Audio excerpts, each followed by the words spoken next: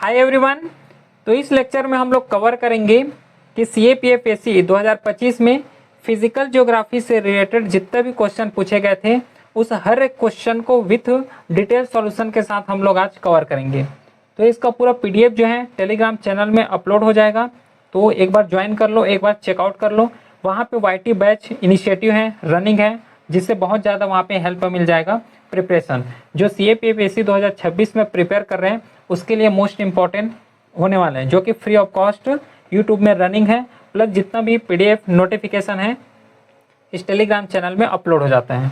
ठीक है, तो चलिए स्टार्ट करते हैं। फिर 2025 में जितना भी फिजिकल ज्योग्राफी से रिलेटेड क्वेश्चन पूछे गए थे हर एक क्वेश्चन को विथ डिटेल सॉल्यूशन के साथ कवर करेंगे। कोई भी ऑप्शन सही है तो क्यों सही है ये भी देखेंगे, कोई ऑप्शन रॉन्ग हो रहा है तो क्यों रॉन्ग हो रहे हैं, इसको भी हम लोग यहाँ पे कवर करने वाले हैं। ठीक है, तो चलो पहला क्वेश्चन है 71, which of the following statement is are correct. तो एक बार हो सके तो वीडियो को पॉज कर लो और अपने लेवल में ट्राई करना है ना, हो सके तो एक्यूरेटली ट्राई करना और आंसर तक एक ही बार में पहुंच जाओ। बाकी तो हम लोग इसको सॉल्व करेंगे ही करेंगे। तो देखो पहला जो क्वेश्चन है ये क्वेश्चन थोड़ा सा ट्रिकी है, ट्रिकी सेंस पढ़ोगे तो लगेगा ट्रिकी, लेकिन बहुत इजी क्वेश्चन है, बहुत ज़्यादा इजी क्वेश्चन है।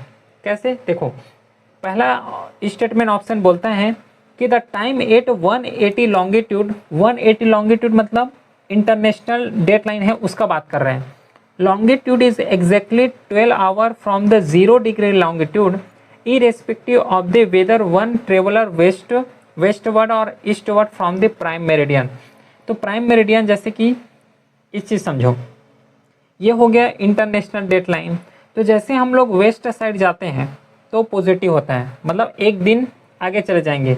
सपोज करो यहाँ पे मंडे हो गया है ना, मंडे हो गया तो यहाँ पे हमें कौन सा दिन मिलेगा, ट्यूसडे मिलने वाले हैं। वेस्ट साइड जाएंगे तो, अगर ईस्ट साइड जाएंगे तो एक दिन यहाँ पे माइनस होता है, जैसे कि वेस्ट साइड में ट्यूसडे है तो ईस्ट साइड में मंडे होगा। ठीक है, इंडियन इंटरनेशनल जो स्टैंडर्ड टाइम जोन है इसके रेस्पेक्ट में बात कर रहे हैं। ठीक है, अब इस क्वेश्चन को पढ़ो। The time at 180 longitude is exactly 12 hour from the 0 degree. 12 hour बोले हैं, 12 आवर मतलब हाफ डे का यहाँ पे कंसिडर कर रहे हैं, फ्रॉम द 0 डिग्री लॉन्गिट्यूड। ठीक है, देखो यहाँ पे जो है 1 घंटे का गैप होता है इतना पता है, लेकिन यहाँ पे 180 पूछे हैं। अर्थ जब रोटेट करता है तो 360 डिग्री यहाँ पे रोटेट करते हैं। ठीक है, लेकिन हाफ का बात किए हैं, मतलब 24 घंटे होते हैं तो 24 घंटे में यहाँ पे कितना 12 घंटा उसका हाफ हो जाएंगे। ठीक है, तो जब हाफ हो जाएंगे तो ये क्वेश्चन वही बोले हैं कि जब हम लोग वेस्ट साइड जाते हैं तो एक दिन बढ़ता है और ईस्ट साइड जाते हैं तो एक दिन कम होता है। ये क्वेश्चन बिल्कुल सही है। ठीक है, जो ये ऑप्शन है ये बिल्कुल सही ऑप्शन है। ठीक है, सेकेंड ऑप्शन है कि a person moving eastward on Tuesday will count the day as a Wednesday once the international date line is crossed. ये ऑप्शन बिल्कुल सही है। ये भी क्यों, क्योंकि जैसे हम लोग वेस्ट साइड जाएंगे तो एक दिन आगे हो जाएगा। ठीक है, ईस्ट साइड कितना है, ट्यूसडे है, अब वेस्ट साइड जाएंगे तो वेडनेसडे हो जाएगा। ये भी तो सही है। तो दोनों ऑप्शन सी बोथ 1 और 2 आर करेक्ट, तो दोनों ऑप्शन यहाँ पे करेक्ट हैं। ठीक है, चलो समझ आ गया पूरा। नेक्स्ट है स्ट्रेटोवोल्केनो से क्वेश्चन पूछे गए हैं। तो देखो ये वोल्केनो है, वोल्केनो का टाइप से क्वेश्चन पूछे गए हैं। तो वोल्केनो का टाइप का बात करोगे तो डिफरेंट टाइप के वोल्केनो होता है, जैसे कि सील्ड वोल्केनो हो गया जो कि ब्रॉड जेंटली स्लोपिंग साइड देखने को मिलता है। बसाल्टिक लावा से मतलब बसाल्टिक लावा से बना होता है। ये नॉन एक्सप्लोजिव होता है, फ्यूजिव होता है। ठीक है, तो इसका कैरेक्टरिस्टिक भी पता होना चाहिए, है ना। सील्ड वोल्केनो इसका टाइप है ये तो पता है, लेकिन साथ में इसका कैरेक्टरिस्टिक पता होना चाहिए और यहीं से क्वेश्चन पूछे जाते हैं। जैसे स्ट्रेटोवोल्केनो हो गया, इसे हम लोग कंपोजिट वोल्केनो भी बोलते हैं। ये वोल्केनो होता है डायरेक्टली स्टीप होते हैं, स्टीप के साथ एक कैनोनिकल फॉर्म में होता है, प्लस साथ में सिमेट्रिकल होता है। जितना इस साइड एंगल बनाएंगे उतना ये साइड भी एंगल बनाने वाले हैं। ठीक है, तो स्ट्रेटोवोल्केनो एक कंपोजिट वोल्केनो भी हम लोग कंसिडर करते हैं। फिर सिंडर कोन वोल्केनो होता है, ये कोन शेप का होता है ना, इस तरीके से जो है कोन शेप का फॉर्मेशन देखने को मिलता है। ठीक है, स्मॉल होता है, स्टिप साइडेड कोन देखने को मिलता है, ये एक्सप्लोजिव होता है।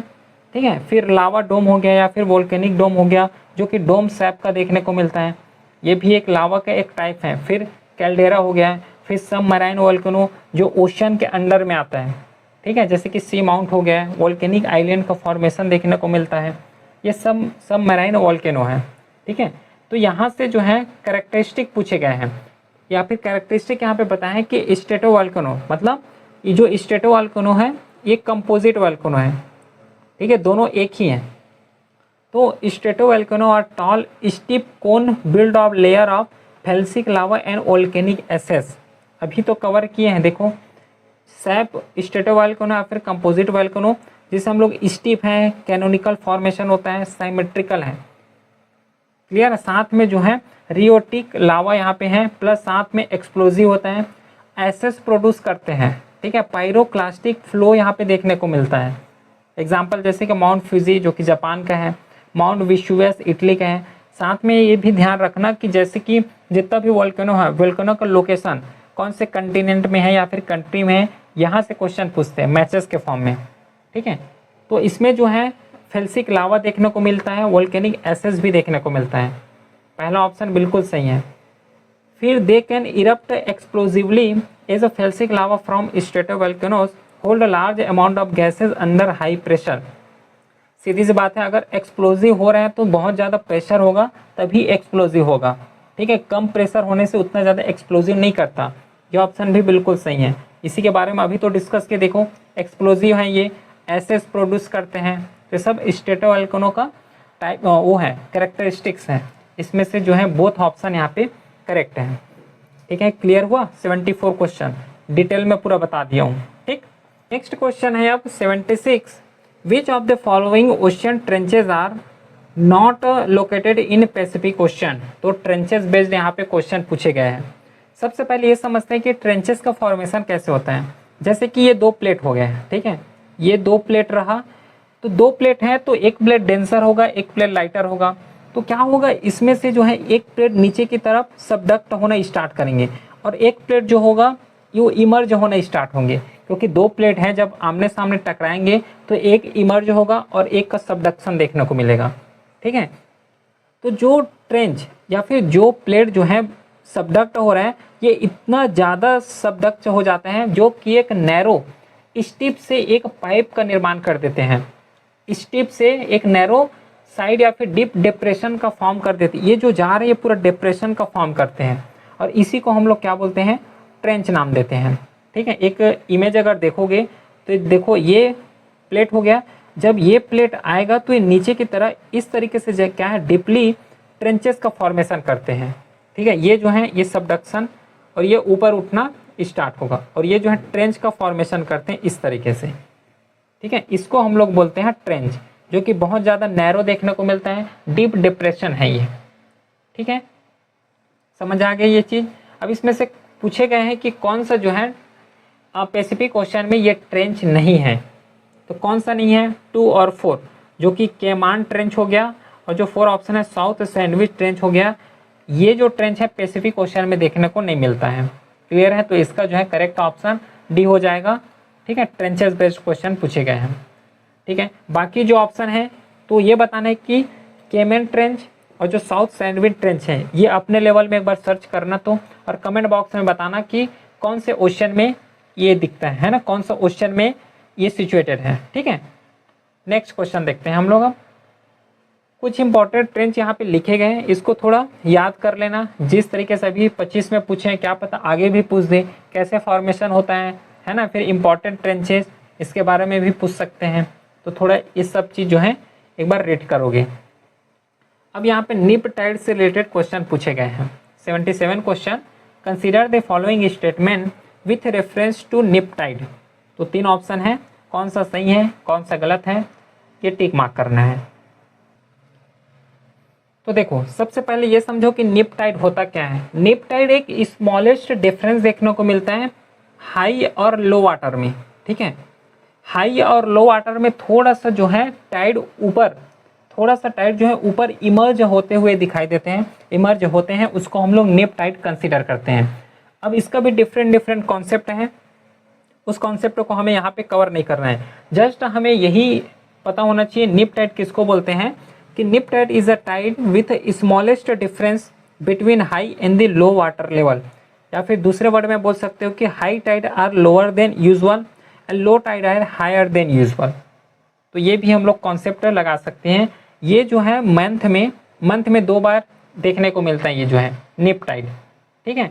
बाकी और कॉसेस का बात करोगे तो occur when the sun earth and moon right angle में आ जाते हैं, ठीक है। अर्थ सन मून जब स्ट्रेट लाइन नहीं राइट एंगल मतलब 90 डिग्री में आ जाते हैं, तब ये फिनोमेना देखने को मिलते हैं। या फिर gravitational force of the sun and moon partly cancel करते हैं ईच अदर को, जिससे क्या ओवरऑल जो टाइड आना चाहिए, जो हाई टाइड हो गया लो टाइड हो गया, ये आना चाहिए, वो अपने को देखने को नहीं मिलता है। क्यों? क्योंकि दोनों जो हैं, ये सन, ये हो गया अर्थ, ये हो गया मून और ये हो गया सन, तो जो सन है अपने तरफ खींच रहे आधा, फिर जो मून है ये अपने तरफ खींच रहे हैं। तो जिस तरीके से जो हाई टाइड या फिर लो टाइड आना चाहिए वो नहीं आ पाते, इसके वजह से क्या आ पाते हैं, निप टाइड आ जाते हैं, जो कि हल्का सा जो है इमरजेंस देखने को मिलता है, जिसे हम लोग निप टाइड कंसीडर करते हैं। ठीक है, समझ आ गया निप टाइड किसको बोलते हैं। ठीक, अब देखो यहाँ पे normally there is a 7 day बोले हैं, 7 डे नहीं होता यहाँ पे, मंथ में 2 बार आते हैं, तो 7 डे तो होगा नहीं, ठीक है। सेकेंड ऑप्शन है कि at this time the sun and the moon are at right angle to each other, बिल्कुल सही है। दोनों जो है क्या है, दोनों अर्थ के साथ राइट एंगल बनाते हैं, तो जब राइट एंगल बनाते हैं तो यहाँ पे जो ग्रेविटेशन फोर्स लगना चाहिए उतना ज़्यादा ग्रेविटेशन फोर्स यहाँ पे नहीं लग पाता, जिससे हाई टाइड यहाँ पे इमरजेंस देखने को नहीं मिलते हैं। सेकेंड तो सही है।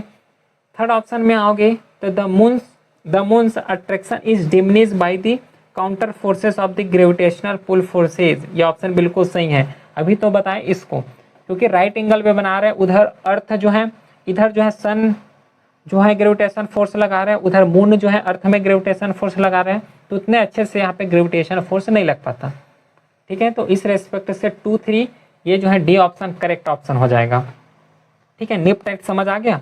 चलो नेक्स्ट देखते हैं, हम नोट्स के फॉर्म में है, टेलीग्राम चैनल में अपलोड हो जाएगा।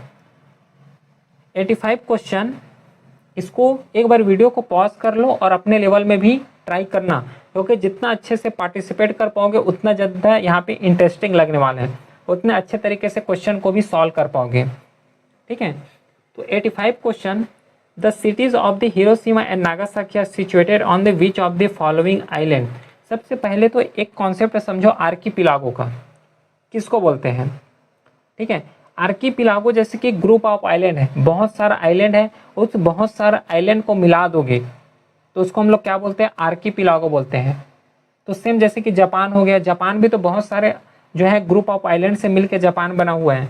और बाकी जैसे कि यहाँ पे क्यूसी लिखा हुआ है ना, सिकोकू लिखा हुआ है, फिर क्यूसी होन्सू लिखा हुआ है, ये इंडिविजुअल आइलैंड है, ये सब आइलैंड को मिला के जो है जापान आइलैंड बना है, ठीक है। बहुत सारा जो आर्कीपिलागो है या फिर बहुत सारा आइलैंड है जिसे आर्कीपिलागो बोलते हैं, उससे इमर्ज होकर जापान बना है, क्लियर है। तो कौन सा आइलैंड में हिरोशिमा एंड नागासाकी सिचुएटेड है, ये जो है सिंपल क्वेश्चन पूछे थे।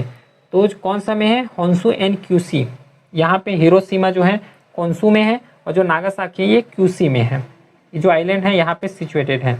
बाकी अदर जो मेजर जापान का आइलैंड अगर देखोगे तो यहाँ पे क्यूसी तो है, होन्सू हो ही गया, फिर आता है क्वेडो हो गया जो कि नदर्न मोस्ट मेन आइलैंड है ना, क्लाइमेट कोल्ड क्लाइमेट हो गया। तो इस तरीके से थोड़ा इसके बारे में पता होना चाहिए, अगर फ्यूचर में अगर क्वेश्चन पूछ देते हैं तो ये तो एटलीस्ट पता हो, क्योंकि Hiroshima and Nagasaki important role play करता है, इसलिए वहाँ से क्वेश्चन पूछे गए थे, ठीक है। चलो 121 question, the seasonal variation in the amount of the solar energy that any place on the earth receive or influenced by, ठीक है। इसका एक सिंपल मीनिंग भी ऐसे निकाल सकते हो कि सीजनल वेरिएशन का कारण क्या है, रीजन क्या है सीजनल वेरिएशन होता है, ये भी एक सिंपल मीनिंग निकाल सकते हो। या फिर अर्थ जो रिसीव कर रहे हैं ये किससे इन्फ्लुएंस होता है, ये तो क्वेश्चन बोले ही गए हैं। पहला है कि speed of the rotation of earth, तो जब रोटेशन करेंगे अर्थ तो जो दिन और रात हैं ये थोड़ा जल्दी आ जाएंगे, लेकिन सीजनल चेंजेस देखने को नहीं मिलने वाला यहाँ पे, ठीक है। पहला ऑप्शन यहाँ पे गलत है। सेकेंड ऑप्शन है पॉल्यूशन, पॉल्यूशन से क्या लेना देना सीजन वेरिएशन को, खुद सोचो, ये तो फिर इलॉजिकल है। क्लाउडीनेस, क्लाउडीनेस को क्या करोगे, क्लाउडीनेस से क्या होगा, जो है एल्बिडो होगा, है ना, एल्बिडो जो है जितना सनलाइट आ रहा है उसको बैक कर दे रहे हैं, रिफ्लेक्ट कर दे रहे हैं, बस वही होगा। डी ऑप्शन सही है यहाँ पे। The inclination of the earth about its axis, जो अर्थ है ये अपने एक्सिस से 23.5 डिग्री जो है झुका हुआ है, ये इसका सीजनल वेरिएशन देखने को मिलता है। क्योंकि ये रहा सन, अब सन के रेस्पेक्ट में ये पूरा घूमने वाले हैं ना, रिवॉल्यूशन करेंगे, तो एक समय जो है विंटर होगा, एक समय जो है हमें बरसात का सीज़न देखने को मिलेगा, एक समय ऑटम सीजन देखने को मिलेगा, एक समय समर सीजन देखने को मिलेगा। ठीक है, ये किसके वजह से होता है? इंक्लाइनेशन की वजह से होता है। क्योंकि देखो जैसे कि इंक्लाइनेशन है तो एक समय में क्या होता है कि जो पोलर एरिया है, पोलर साइड है, ड्यू टू इंक्लाइनेशन, इंक्लाइनेशन की वजह से क्या होता है कि अर्थ के पास चले जाते हैं, है ना, अर्थ के जो अर्थ है उसके पास जो है झुक जाते हैं या फिर उसके नज़दीक चले जाते हैं, जिससे हमें ज़्यादा गर्मी का एहसास होता है और वहीं से समर स्टार्ट होता है। फिर एक समय आता है जब ये जो पोलर एरिया है ये जो सन से दूर चले जाते हैं, जिससे हमें विंटर का एहसास होता है।